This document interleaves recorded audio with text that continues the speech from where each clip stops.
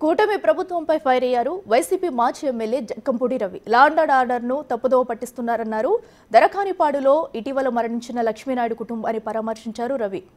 అయితే లక్ష్మీనాయుడును హత్య చేసి యాక్సిడెంట్గా చిత్రీకరించాలని చూశారన్నారు. ఈ ఘటనకు ప్రభుత్వమే పూర్తి బాధ్యత వహించాలన్నారు. A1గా డిప్యూటీ సీఎం పవన్ కళ్యాణ్ను, A2గా చంద్రబాబు, A3గా లోకేష్ను చేర్చాలన్నారు. ఘటన జరిగి 15 రోజులవుతున్నా కనీసం బాధిత కుటుంబాన్ని కూటమి నేతలు పరామర్శించలేదన్నారు. బాధితులకు అండగా ఉంటామని భరోసా ఇవ్వలేదన్నారు.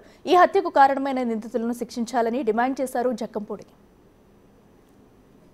ఇవాళ ఈ రాష్ట్రంలో జరుగుతున్నటువంటి సంఘటనలకి అసలు A1 హరిశ్చంద్ర ప్రసాద్ని కాదు, మొట్టమొదట పెట్టాల్సింది అసలు పవన్ కళ్యాణ్ గారిని ముందు A1గా పెట్టాలి, A2గా చంద్రబాబు నాయుడిని పెట్టాలి, A3గా లోకేష్ని పెట్టాలి. ఇవాళ మరి కాపుల్ని ఉద్ధరిస్తాను అని చెప్పి ఆయనే కాపులకి ఏదో ఒక దైవాంశ సంబుతుడి మాదిరిగా భావించి ఎలక్షన్ల ముందు మనం పెద్దన్న పాత్ర పోషించాలి, చంద్రబాబు నాయుడు గారిని ముఖ్యమంత్రి చేయాలి అని చెప్పి కాపులందరినీ కూడా ఆకర్షించి ఆవేళ ఈ ప్రభుత్వానికి వత్తాసు పలికేటట్టుగా ఓట్లు వేసేటట్టుగా ఈ ప్రభుత్వం ఈవేళ అధికారంలోకి రావడానికి గల ప్రధానమైనటువంటి కారణం కాపులైనప్పటికీ కూడా ఈవేళ మరి అదే కాపుల మీద కేవలం ఈ ప్రాంతంలో ఒక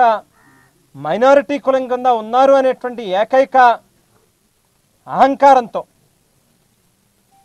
వేళ దారుణంగా చంపేసి 15 రోజులు అవుతా ఉన్నప్పటికీ కూడా 2వ తారీఖు నాడు ఈ సంఘటన జరిగితే ఇవాళ 18వ తేదీ